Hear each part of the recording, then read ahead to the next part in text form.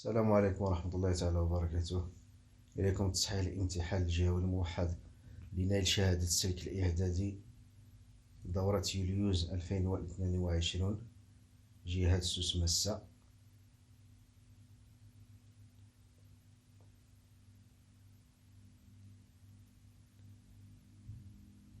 Exercice numéro 1. Mouvement et action mécanique. La première partie. Les types de mouvement d'un moto.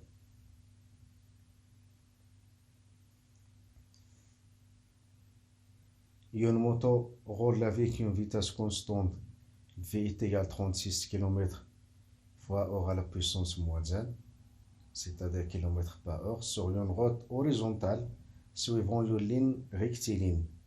Donc dans ce cas, on a la vitesse constante et on a la trajectoire rectiligne. Répondez pas vrai ou faux. Le conducteur est en mouvement par rapport à la moto. راكب الدراجة النارية في حركة بالنسبة للدراجة النارية. Donc faux. Donc le conducteur est au repos par rapport à la moto.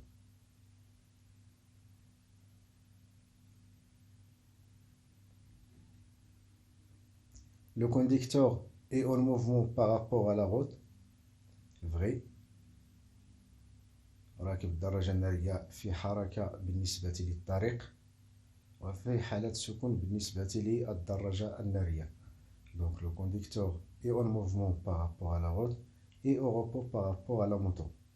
Complétez la phrase suivante en choisissant deux termes parmi les suivantes. Translation circulaire retardée, uniforme, accélérée. Le mouvement du conducteur est un mouvement de translation rectiligne.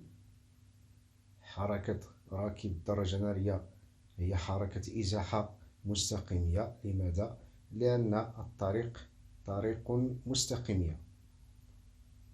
Une route rectiligne. Et uniforme par rapport à un observateur assis au bord de la route. Pourquoi uniforme? Parce que la moto roule avec une vitesse constante. دائما كنردو بهاد المصطلحات. La vitesse constante. Une route rectiligne. Convertis la valeur de la vitesse de la moto en mètres fois seconde à la puissance moins 1. Donc on a V est égal 36 km fois heure à la puissance moins 1.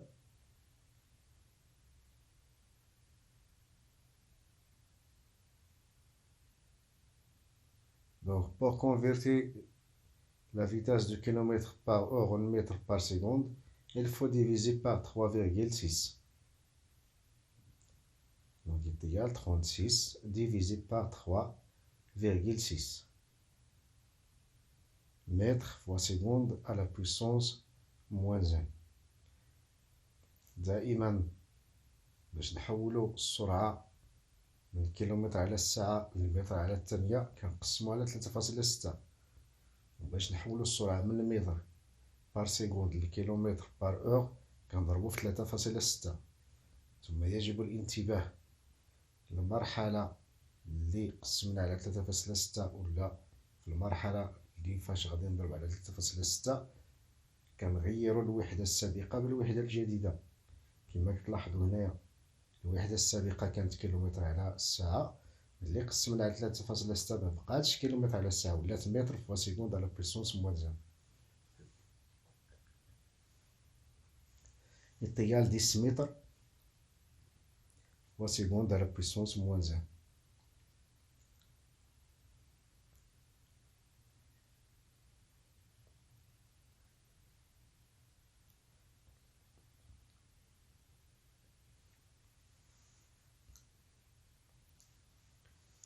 Voyons un obstacle situé à une distance dite égale à 20 mètres de la moto.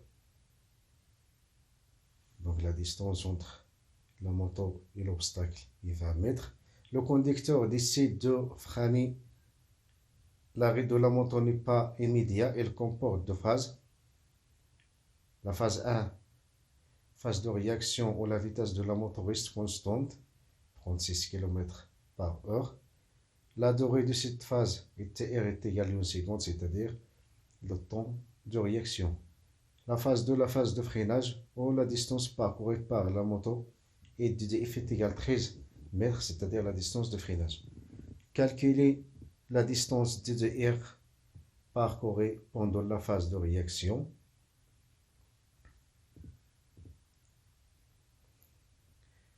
دائما مسافة رد الفعل يقطعها السائق بنفس السرعة. دونك قلنا V est égal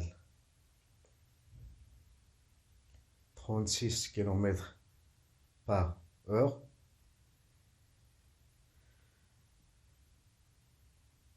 Donc 36 km/h à la puissance moins 1 est égal 10 mètres fois seconde à la puissance moins 1, c'est-à-dire mètres par seconde.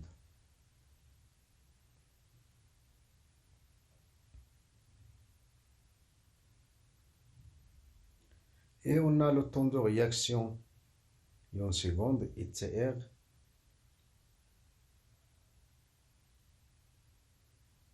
est égal en seconde. دائما إلا بغينا نحسبو لا ديستونس دو رياكسيون السرعة تكون عندي بمتر على الثانية وليس بكيلومتر على الساعة.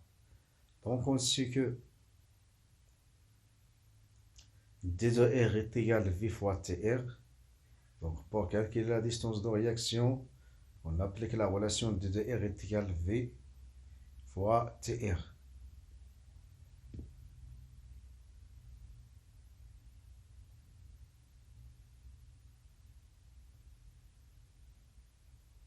Application numérique.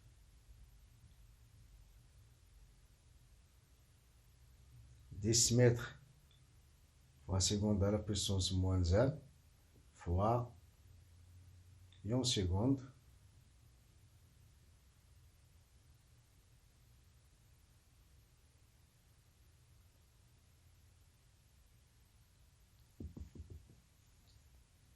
Donc je simplifie par seconde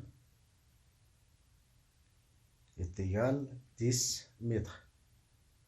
Donc la distance de réaction dans ce cas est égale à 10 mètres.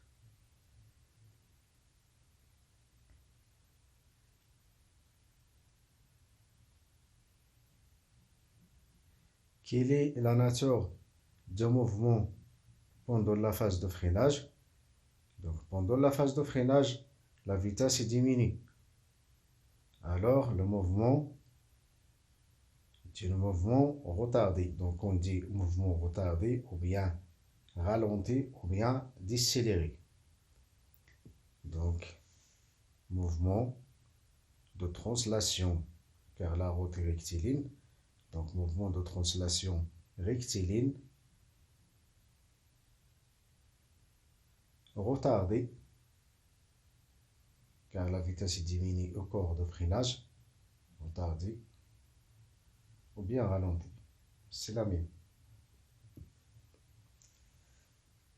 Calculer la distance totale d de A d'arrêt de la moto. Donc on a d de R est égal à 10 mètres.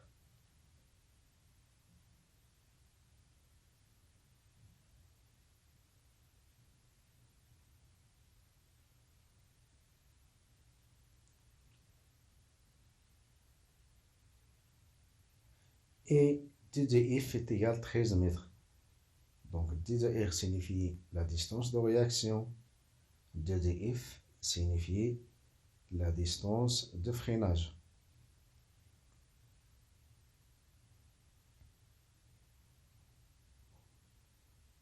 On sait que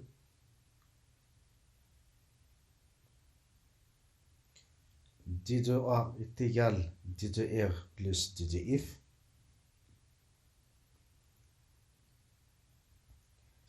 Application numérique.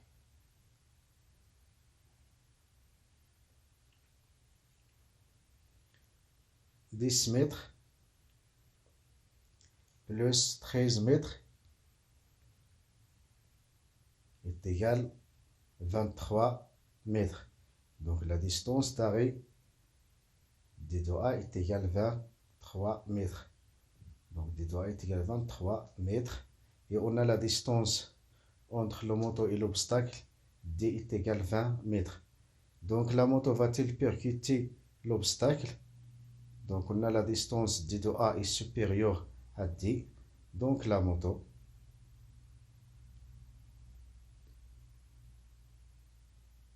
va percuter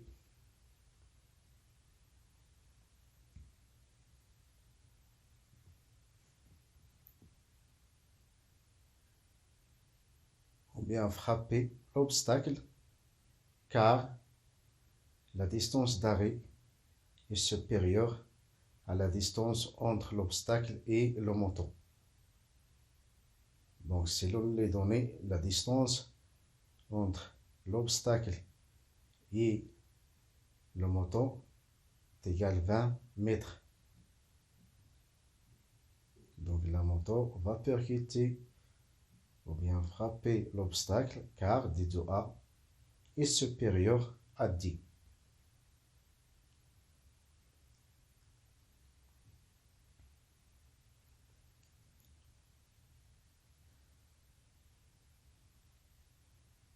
C'était deux facteurs qui influent sur la distance d'arrêt lors du freinage. Donc les facteurs qui influent sur la distance d'arrêt lors du freinage sont la vitesse, l'état de la route, l'état du système de freinage, l'état des pneus et l'état du conducteur. Donc نطلبوا منا غير جوج غنكتب غير جوج. Donc la vitesse et l'état de la route.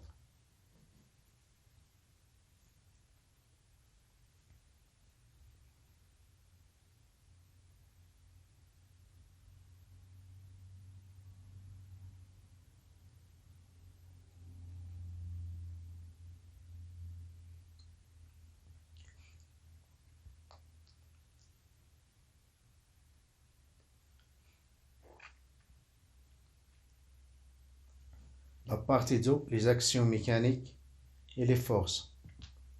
La figure ci-contre représente les actions mécaniques exercées par un fil à B d'ion K à pêche.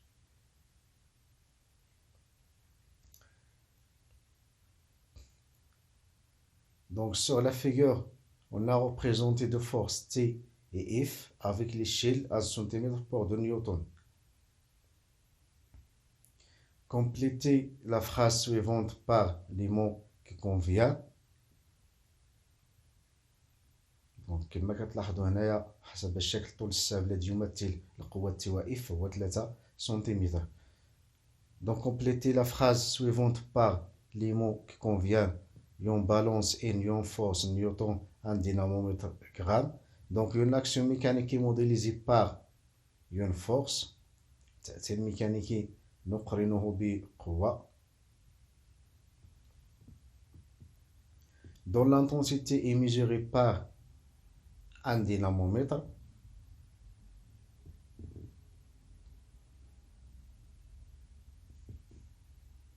Dont l'intensité est mesurée par un dynamomètre. Donc l'intensité de la force est mesurée avec un dynamomètre. Son unité est le newton. Donc l'unité internationale de l'intensité de la force est le newton. De symbole N.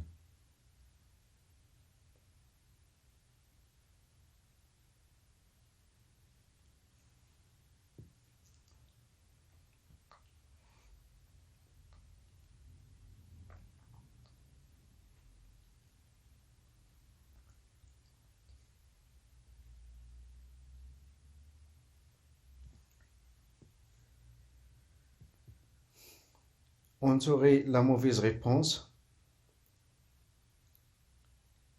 Une action mécanique peut déformer un objet et la bonne réponse.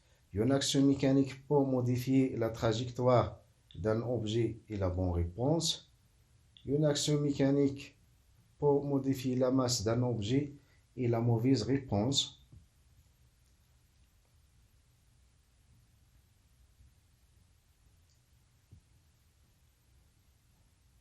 Modifier la vitesse d'un objet et la bonne réponse.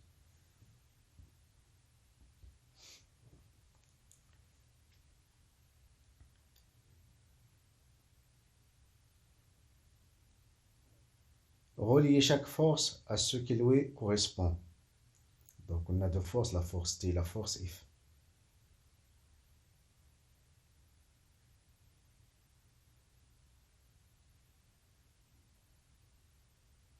Donc la force T est la force exercée par le fil sur le poisson. La force F est la force exercée par le fil sur la canne à pêche. Donc T est appliqué par le fil sur le poisson. Donc la force T modélise une action mécanique de contact localisé. Modélise une action mécanique de contact localisé. La force T est la force appliquée par le fil sur la canne à pêche et modélise une action mécanique de contact localisé.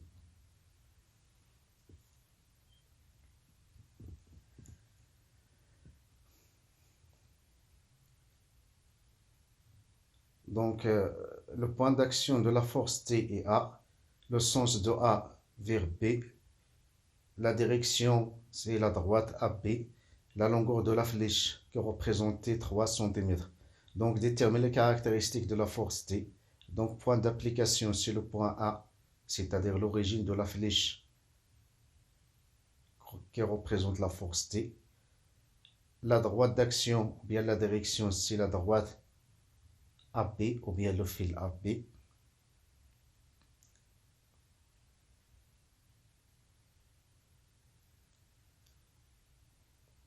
Le sens de A vers B.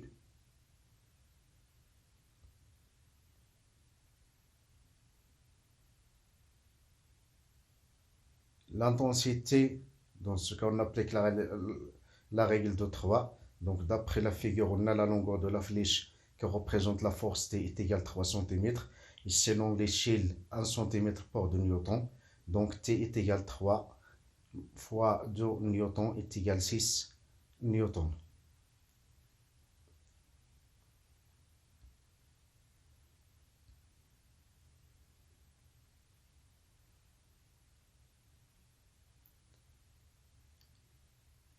Exercice numéro 2.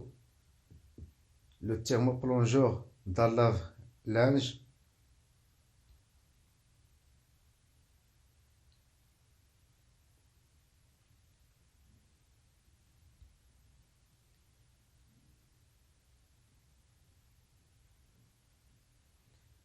la plaque signalétique d'un thermoplongeur d'un lave-linge dans les indications suivantes: 220 volts, 2200 watts, 22 ohms. On admet que le thermoplongeur est un conducteur ohmique de résistance R.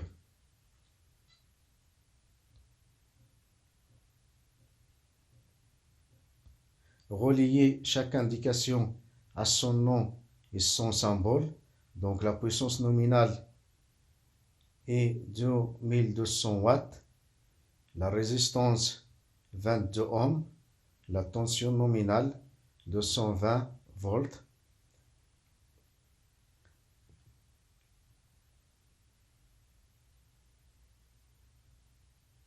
Donc la puissance nominale de symbole P, la résistance de symbole R et la tension nominale de symbole U.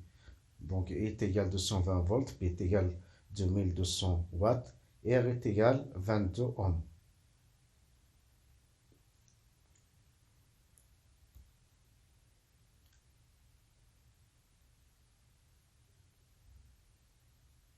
Répondez par vrai ou faux. La relation qui exprime la loi d'Ohm pour un conducteur ohmique UE est égal à R fois I, donc vrai.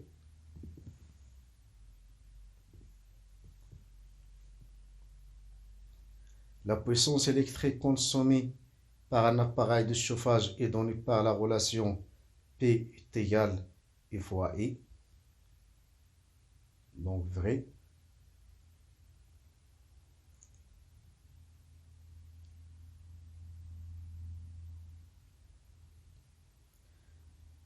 Montrer que la puissance électrique consommée par le thermoplongeur s'écrit sous forme P est égal R fois I à la puissance 2. Donc on a, selon la loi d'Ohm, U est égal R fois I. Et on a la relation qui exprime la puissance électrique consommée et P est égal U fois I.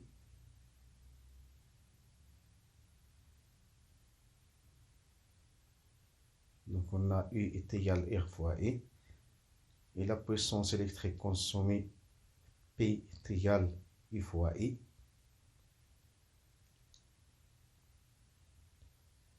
Je remplace U dans la relation 2.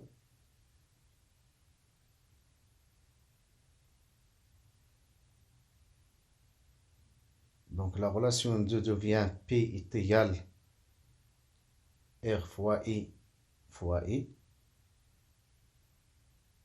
Donc P est égal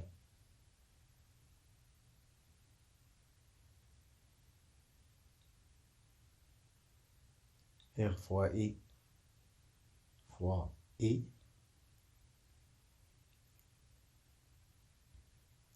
est égal R fois I à la puissance 2.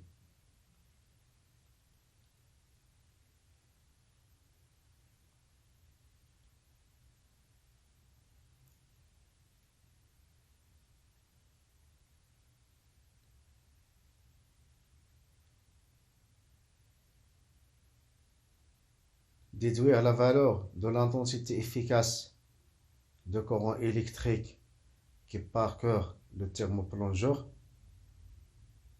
Donc, dans ce cas, il y a deux méthodes. Soit on applique la loi d'Ohm, ou bien on applique la relation P est égal U fois I.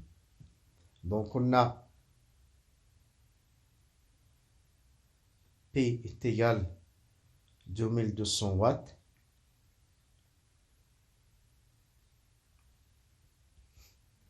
Et la tension est égale de 120 volts. 220 volts. Ainsi que E est égal P divisé par U. Application numérique. Je remplace P par 2200 watts et U par 220 volts.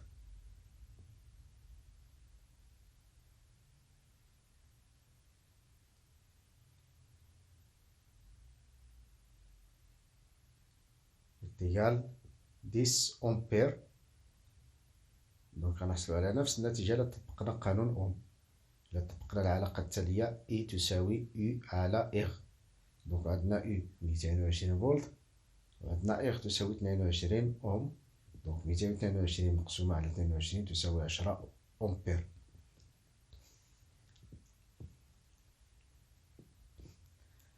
Pendant un cycle de lavage, le thermoplongeur chauffe l'eau pendant 45 minutes. En quelle forme d'énergie le thermoplongeur convertit l'énergie électrique? En quelle forme d'énergie le thermoplongeur convertit l'énergie électrique? Donc le thermoplongeur c'est un appareil de chauffage. Donc il convertit l'énergie électrique en énergie thermique. Donc le thermoplongeur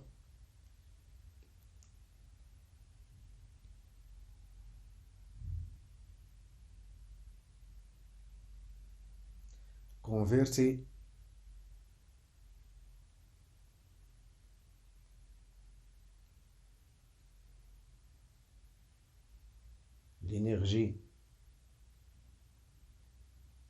électrique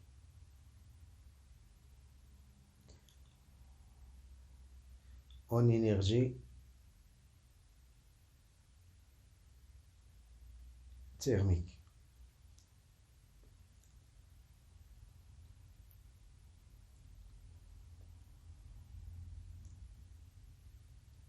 Cochez la formule correcte reliant l'énergie électrique E à la puissance électrique P et la durée T.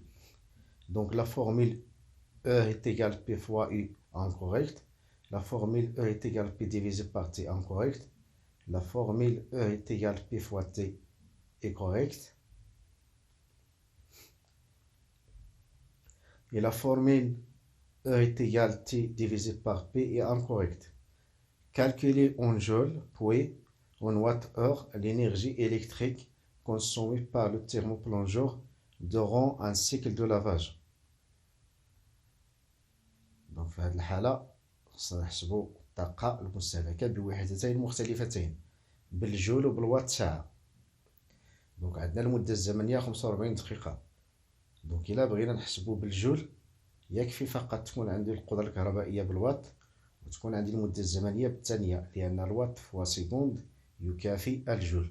دونك باش نحولو الدقيقة للثانية كنضربو في 60. دونك تي est égal 45 minutes est égal 45 fois 60 secondes est égal 2700 secondes.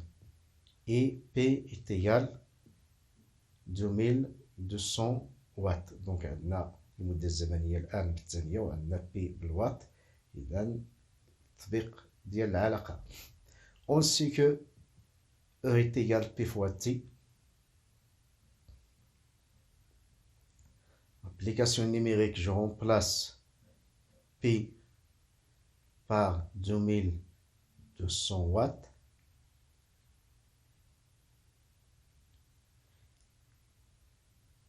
fois T 2700 secondes. الله يخليكم الوات في سكوند كيعطينا الجول est égal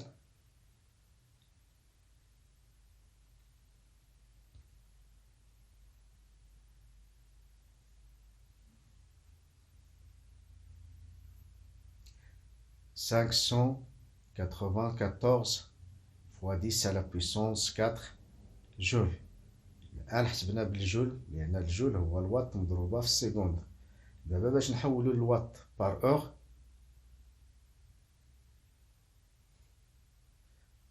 خصنا نقسمو على 3600. دونك باش نحولو الجول لوات ساعة خصنا نقسمو على 3600. باش نحولو الوات ساعة الجول خصنا نضربو في 3600. دونك est égal 1650 watts heure.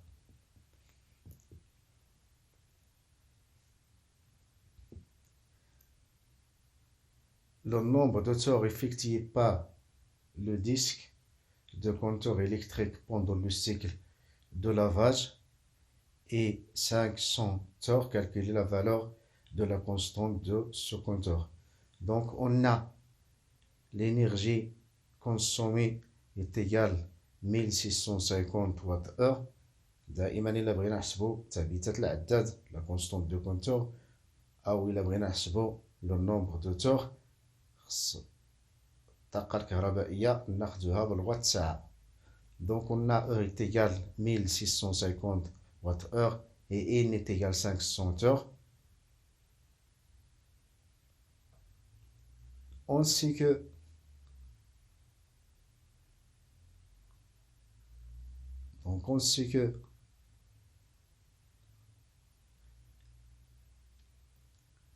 C est égal E sur N.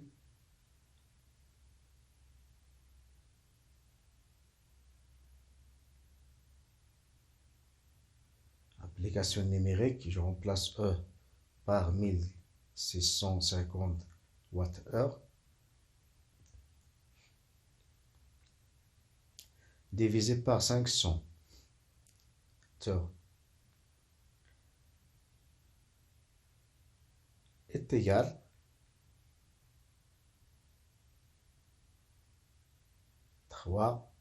1,3 Wh par heure. Donc l'unité de constante de compteur est Wh par heure.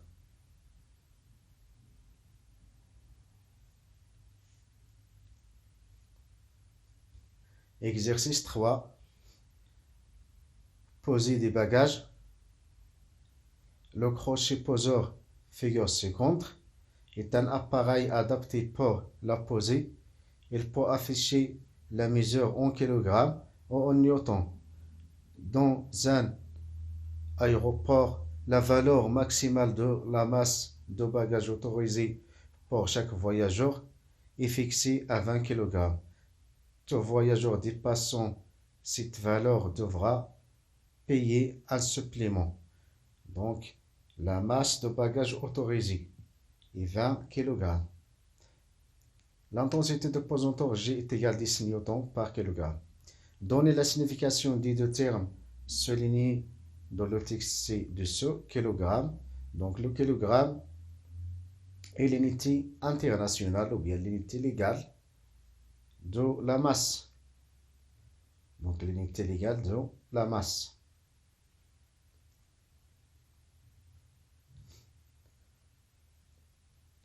Newton, l'unité légale de l'intensité de la force ou bien l'unité légale de l'intensité de poids.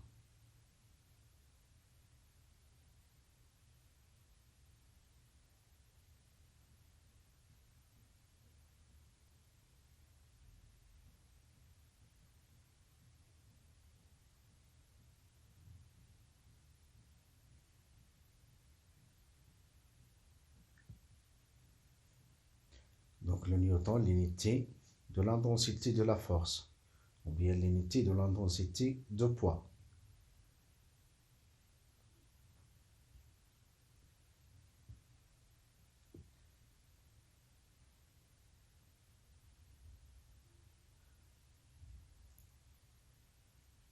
Pour obtenir une mesure précise, on doit maintenir la valise en équilibre comme indiqué sur la figure ci-contre. Deux voyageurs puisent leur valise avant de prendre l'avion. Le crochet poseur affiche les mesures suivantes. Donc pour le voyageur 1, le crochet poseur affiche 240 newtons. Pour le voyageur 2, le crochet poseur affiche 150 newtons. Quelles sont les caractéristiques de poids de la valise du voyageur 1? Donc les caractéristiques de poids, le point d'action,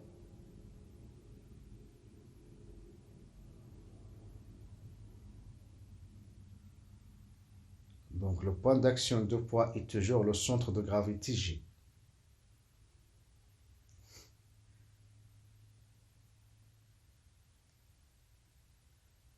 La direction ou bien la droite d'action est toujours la droite verticale qui passe par G. دائما نقطة التأثير ديال وزن الجسم هي مركز ثقل الجسم. خط تأثير وزن الجسم دائما هو المستقيم العمودي المار من G.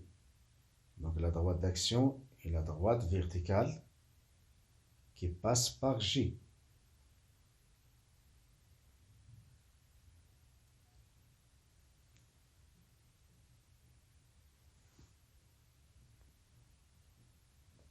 Le sens de poids est toujours de haut vers le bas ou bien de G vers le bas. دائما المنحى ديال وزن الجسم من الأعلى إلى الأسفل أو نكتب من G نحو الأسفل. Donc l'intensité de poids, donc P1 est égal à 240 newtons. Donc l'intensité de poids est égale à l'intensité de force exercée par le crochet poseur, car la valise de voyageur 1 est en équilibre sous l'action de deux forces. la force exercée par le crochet poseur et le poids de la valise. Donc, car la valise est en équilibre sous l'action de deux forces, la force exercée par le crochet poseur et le poids de la valise.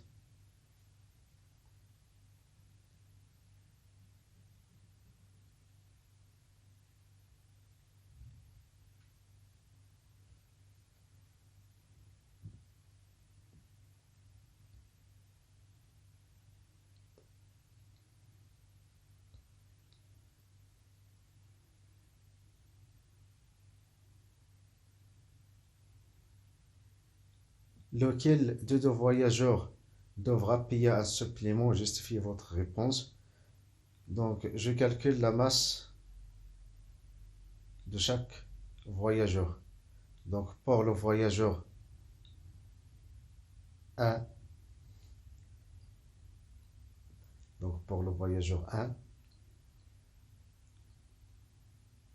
donc M est égal P1 divisé par G, l'intensité de pesanteur.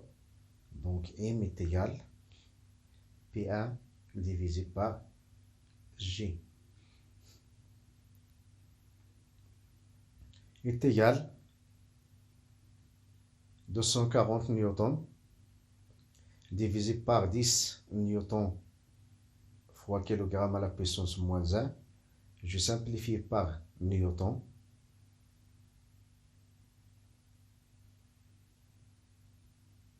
Est égal 24 kg.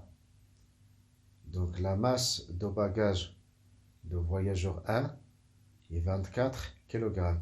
Et la masse maximale de bagage autorisé est 20 kg. Donc, pour le voyageur 2,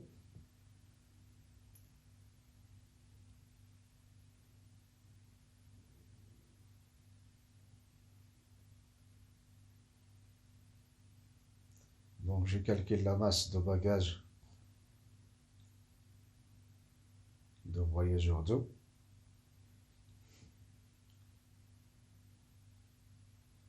M' ou bien M2 est égal P2 divisé par G.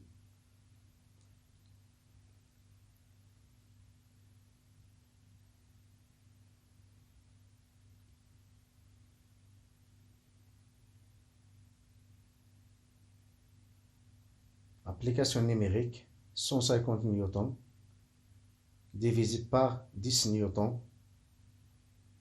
fois kilogramme à la puissance moins 1.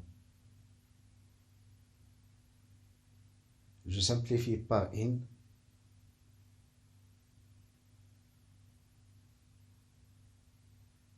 Donc est égal 15 kg. Donc la masse de bagage de voyageur 1, 24 kg. Et la masse de bagage de voyageur 2, 15 kg.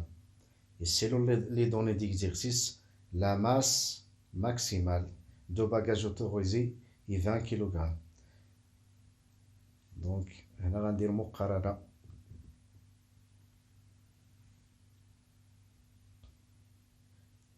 Donc, le voyageur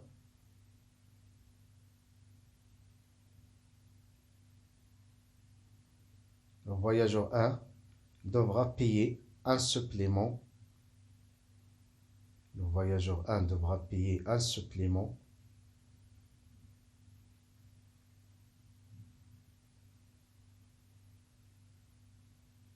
car il dépasse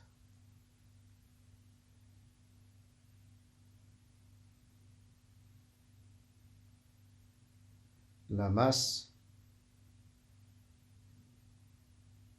maximale de bagage